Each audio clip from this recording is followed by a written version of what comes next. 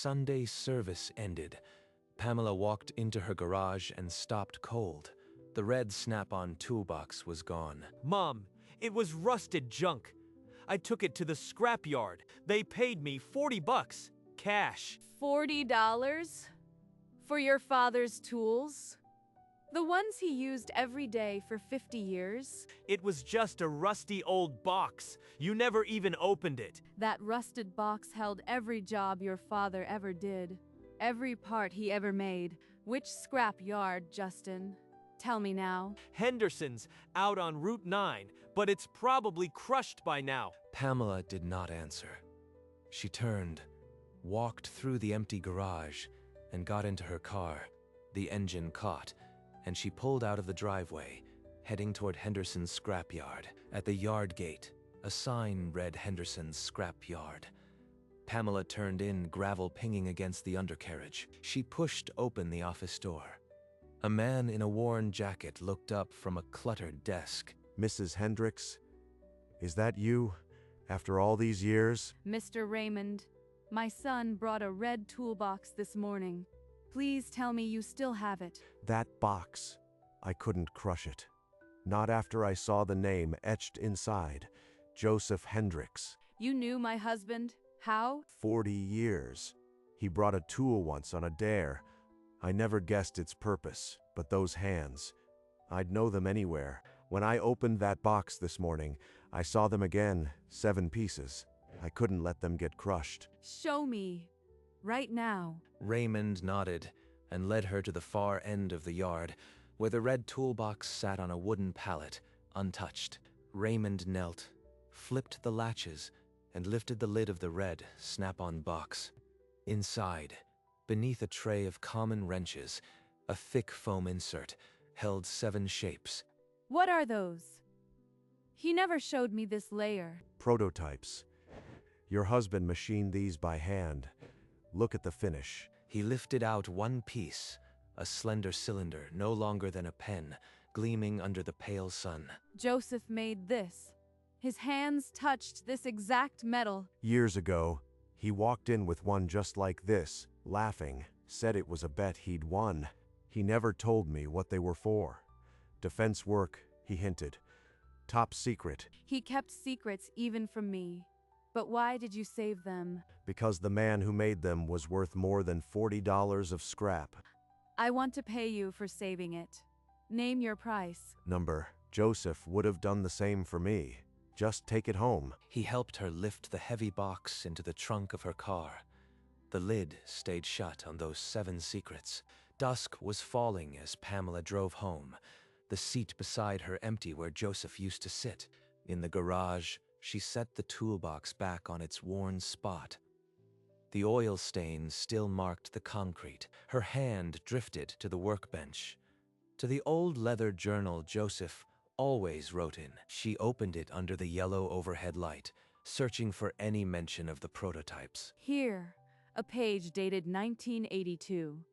Sketches of a calibration tool, notes in the margin. For Richard. Who is Richard? Someone he trusted.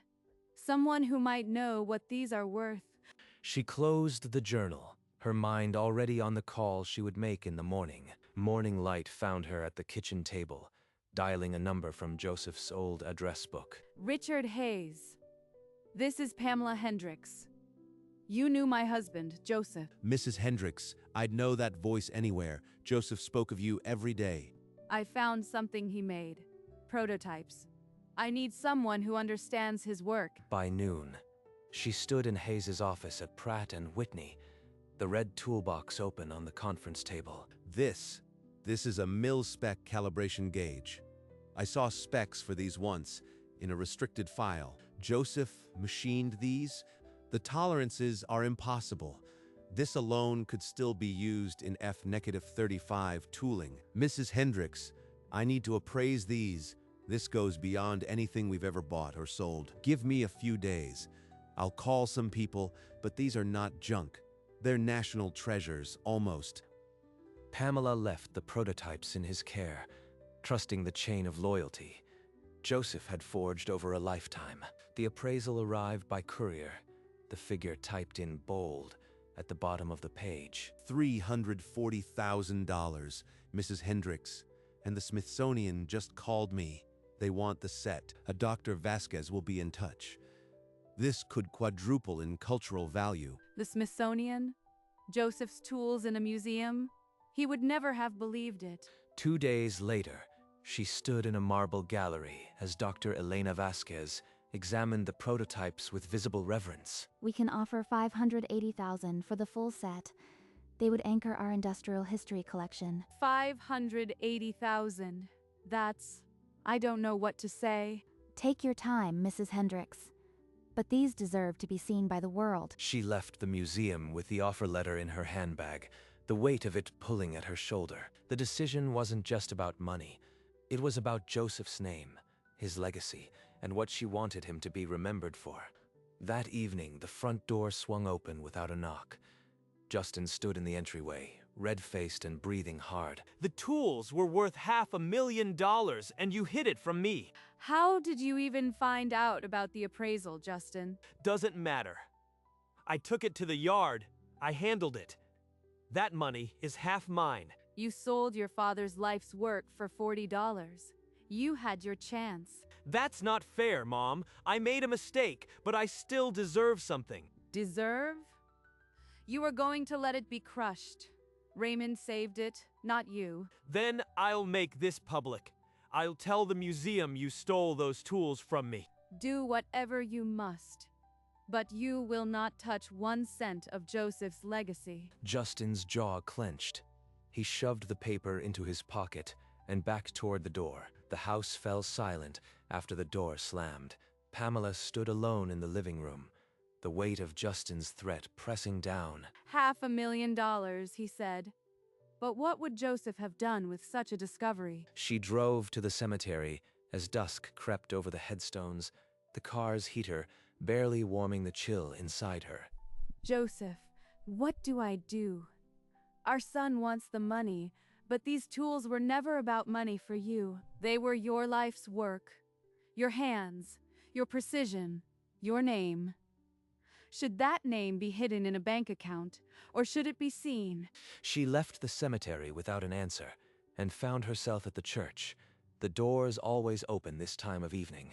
Kneeling in the pew, she lit a candle and watched the flame steady itself. 2, for the world to remember. 5, to rebuild what he loved. A scholarship. A legacy that teaches what he taught. The plan crystallized. Donate 2 prototypes to the Smithsonian. Sell the rest and fund a vocational scholarship in Joseph's name. She returned home, opened his journal, and traced the sketch of a calibration tool. The decision was made. Justin would not stop her. The museum director accepted the offer of the 2 prototypes, promising a formal bequest agreement by week's end. Then she phoned the technical college, asking for the dean. By afternoon, she sat in Dean Harold Price's office, a single sheet of paper between them. A full scholarship fund in Joseph Hendricks' name. Mrs. Hendricks, this is unprecedented. He would want it to go to students who love the craft, the way he did. She signed the check for the initial endowment, the pen scratching across the 5-figure line. The dean assured her the Hendricks Memorial Scholarship would be kept strictly confidential until the official announcement. Justin must not know. Not yet. She left the college with a receipt and a quiet sense that Joseph's name was already on its walls. The museum's agreement arrived by mail 3 days later, signed and notarized. Justin found out about the museum donation from a news tip. He burst into the house, the screen door cracking against the wall. You gave them away to the Smithsonian? Are you insane? I donated 2 prototypes. The rest will fund a scholarship in your father's name. A scholarship. That money was mine. You can't just give it away to strangers. It was never yours. It was your father's life, and I am honoring it. She lifted a framed photo from the side table, a brass plaque at the bottom of the frame. Read it, Justin. Donated by Joseph, never by his son. You are really going to disown me over a rusty box? You threw it away. I am merely keeping it where it belongs. In his memory, not your wallet. Justin stared at the plaque, then crushed the frame against his chest and walked out. The car tires screeched down the drive. The silence after Justin left was heavier than any argument. Pamela stood in the middle of the living room, her hands still. He will not speak to me again for a very long time.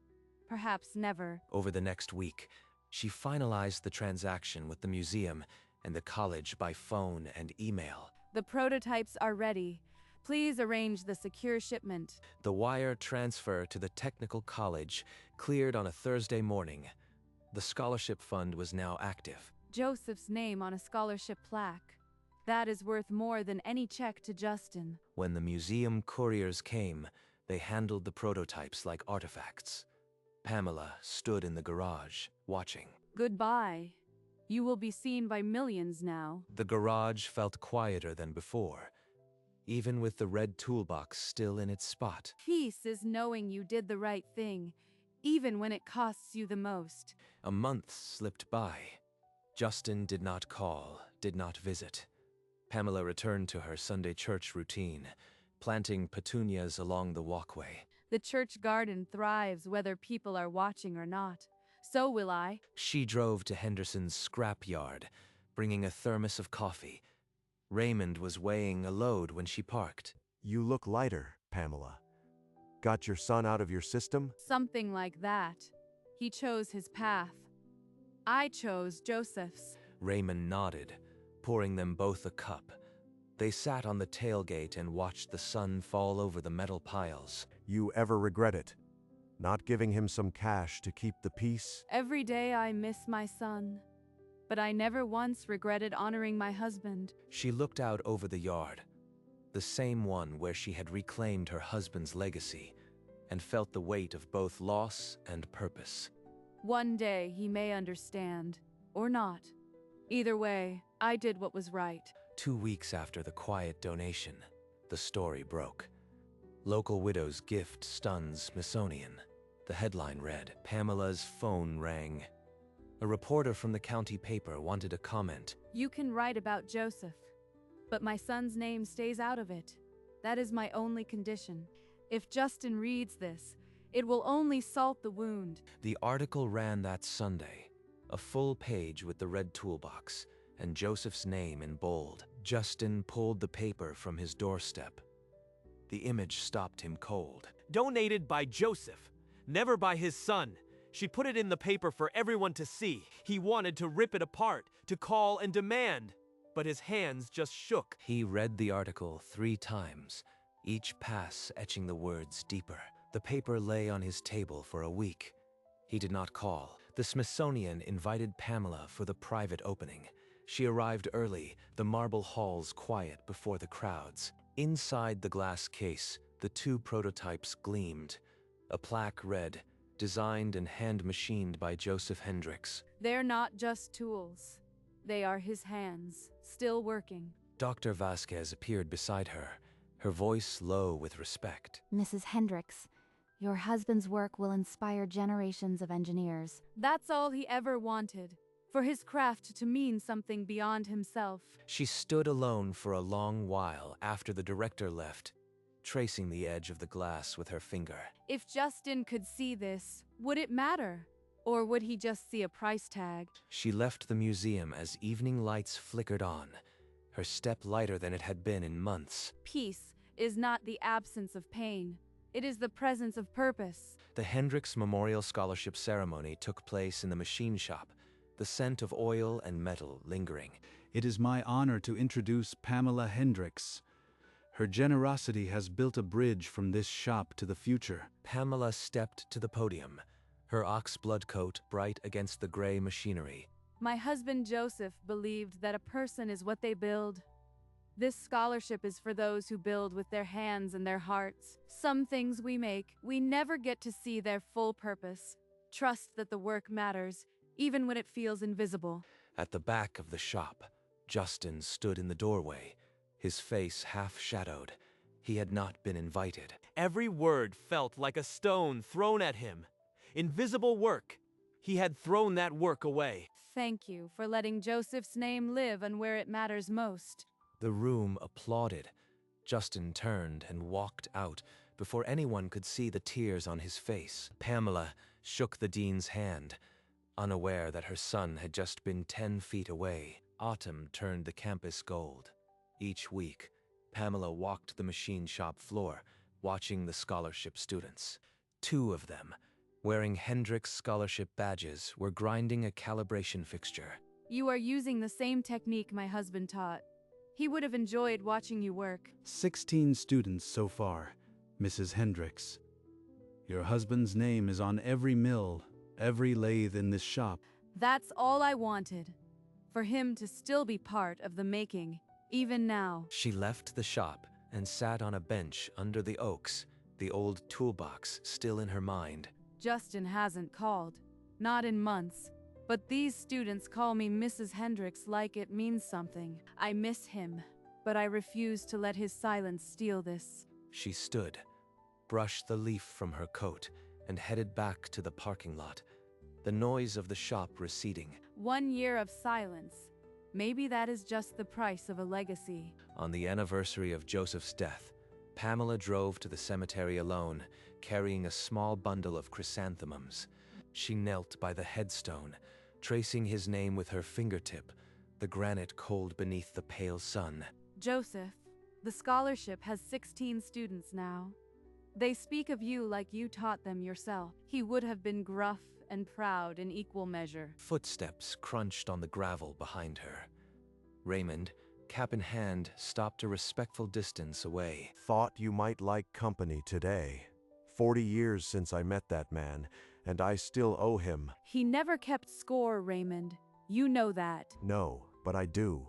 He gave me a chance when no one else would. Just like you gave those kids. They stood in silence, the autumn wind rustling the chrysanthemums, an old toolbox and a new legacy at rest. Raymond offered his arm, and they walked together back to the cemetery gate, 2 friends bound by one man's memory. The magazine arrived in a plain wrapper. On the cover, the red toolbox and the headline, the $40 betrayal. She put his name in a magazine. The whole county knows. He read every word.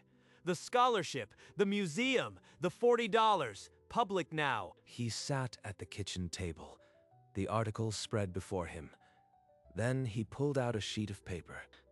The letter was brief, unsigned, but the handwriting was unmistakable. Pamela found it in her mailbox 3 days later, no return address. Mom, I saw the magazine. We need to talk, not about money. About Dad. Meet me at the scrapyard Saturday at noon. After a year of silence, he wants to meet. But not about money? What else is there? Trust him again. After he threatened the museum, but this sounded different. She placed the letter on the mantel next to the framed photo of the toolbox and waited for Saturday. Saturday noon. Pamela stood by the window, watching Justin's car pull into the drive. He moved slower than she remembered. He stood in the doorway, thinner, jaw tight, the year of silence written into every line. You let them put my name in that magazine. The whole country thinks I am a joke. He's not here for money. He's burning with public shame, not greed. Dad's legacy. Your legacy. What about mine? You made me into the villain of this whole story. They moved to sit, the framed photo of the toolbox still on the mantel between them. You never loved me the way you loved Dad. I was always second to his garage, his tools, his perfect hands. I loved you enough to let you feel the consequences of your choice. That's not rejection. That's the only respect I could give. Justin stared at the plaque, then stood abruptly. He walked to the door without another word. Justin, I will always love you, even when you don't want me to. After the front door closed, Pamela sat in the silence, then pushed herself up and walked to the garage. She knelt beside the red snap-on box and ran her fingers over the worn lining. This corner never felt that thick before. There is a seam hidden under the foam. She peeled back the foam and pulled out a folded envelope, yellowed at the edges. Pam, If you are reading this, I am gone. But you found the box, so you know about the prototypes. I never patented them, because they were never about money. They were about proving I could do what no one else could. Use them to help kids like I was, and know I loved you more than any tool I ever turned. Joseph. He left me the final piece. Not a tool, but his trust.